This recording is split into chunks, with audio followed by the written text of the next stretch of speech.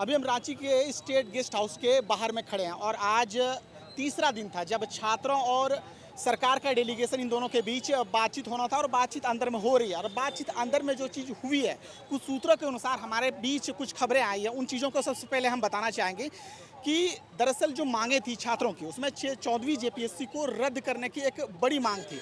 तो एक जो सूचना आ रही है कि 14वीं जेपीएससी जो पीटी एग्जाम हुआ है उनको रद्द किया जा सकता है। उसके बाद टीडीपीएल द्वारा जो जितनी भी एग्जाम कराया गया, टीडीपीएल जो वो संस्था है जो बीच में आप लोगों ने देखा होगा कि उनमें उनमें जो मैनेजर है अभय तिवारी, उनको गिरफ्तार किया गया। साथ ही साथ उनके जितने भी अलग अलग तरह से जो काम कर रहे थे उनकी गिरफ्तारी हुई।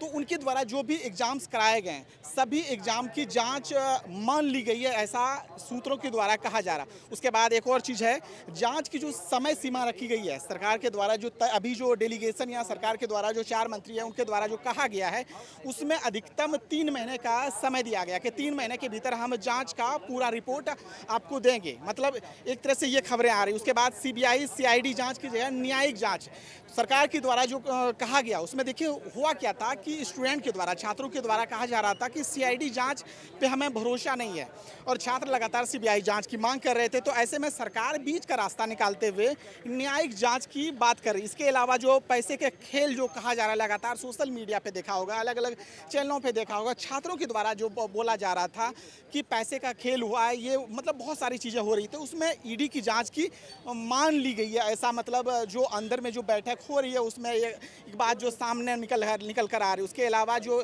जो मुख्य चीज़ है कि लगातार एक बात हो रही थी कि रिफॉर्म को लेकर क्या हुआ है। तो रिफॉर्म को लेकर एक कमेटी का गठन ऐसा बताया जा रहा है कि कमेटी का गठन किया गया है। तो कुल मिलाकर ये है, लब्बो-लुआब ये है कि 10 तारीख को कल ये छात्र कल विधानसभा का घेराव करने वाले थे। उससे ठीक पहले लगातार आज तीसरे दिन का आज बैठक यहाँ पर हो रहा है स्टेट गेस्ट हाउस में।